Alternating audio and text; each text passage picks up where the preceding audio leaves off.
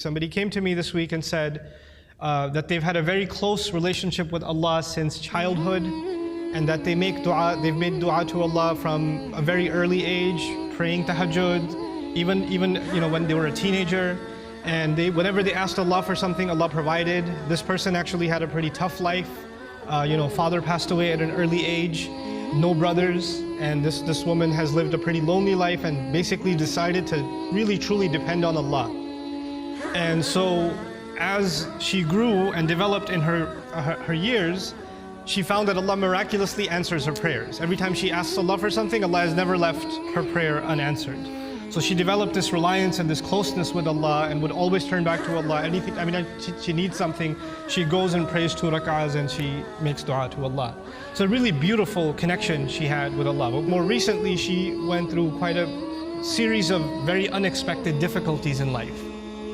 And she decided that she's going to increase her ibadah to Allah and increase her du'as because her problems have also increased. And so she does that, and she prays like she's never prayed before, fasts like she's never fasted before, begs Allah, cries to Allah, sheds tears before Allah like she's never done before.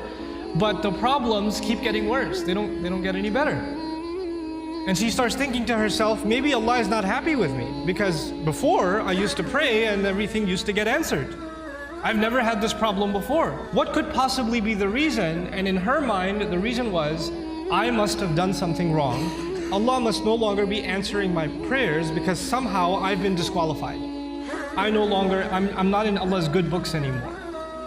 We make dua, every human being makes dua, and we're expecting that Allah Azza wa Jalla will give us an answer. We're hoping that Allah will solve our problem. Your dua getting answered immediately or not getting answered immediately has nothing to do with whether or not Allah is happy with you. There's no connection between those two things. You have the case of Nuh alayhi salam, who was a very loving father. He made da'wah, he invited his people to Islam for 950 years. Can you imagine? You think he made dua for his son? You think he made dua for his wife? Someone who cares so much about his nation, they spit on him, they insult him, and he goes back to them and makes dua for them 950 years. You think he ignored his own son, his own wife? All those years of dua, and they didn't change. Does he blame himself? Yeah, maybe I didn't do something right. Or maybe Allah stopped listening to me. The people that were much better than we are, much better than we are, they also had similar problems. There are parents in the audience that make dua for their kids. And they see that their children are going away from the religion. They're going down a dark path. And they can't control it. And they're making dua for them. And they're not seeing that their dua is being answered. And now they're getting frustrated. Is there something wrong with me? Why isn't Allah answering? Well, you're not the first one to be put in that position. Our Messenger ﷺ made lots of dua. You don't think he made dua for his uncles? His family? And if he did, despite all of that loving dua, Allah Azza wa Jalla himself tell him, إِنَّكَ لَا تَهْدِي مَنْ أَحْبَبْتَ. You don't get to guide who you love. I've met so many young people whose parents are in a haram, explicitly haram business. And the children, the son and the daughter is trying to tell the father and the mother, please get out of this.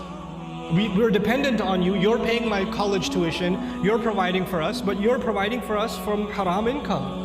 And I'm not in a position to provide for the family right now, but this is wrong. And then they're told you're being disrespectful, you shouldn't talk back to your parents, etc., etc. Now, it's the flip side. It's the children making dua for the guidance of their parents. But things aren't changing. Things are where they were. These frustrating situations happen. And then on top of that are situations like health calamity. Not just family problems, but health calamity. Or you can't find a job, you have money problems. And you're making dua to Allah. You ask yourself, I even did i'tikaf last year. And I kept making dua and I didn't pick my head up from sajda all night long, and still I have this problem. Still it didn't go anywhere. We are going to go through difficulty in life. And all of our problems are not going to be solved because we made a dua to Allah. Understand the reality of dua. What is the purpose of dua? Dua means literally to call. That's what it means. Da'awtukum, I called you, I invited you, I cried out to you. This is dua. When we make dua to Allah, sometimes in that dua we are making demands. It's true. We're making requests. But we should never forget that all of those requests, you know what they are at the end of the day? It's a humble slave of Allah turning back to Allah and begging Allah to help him with whatever problem. But it's more than Allah solving your problem. It's just the act that you communicated with Allah that's the most valuable thing.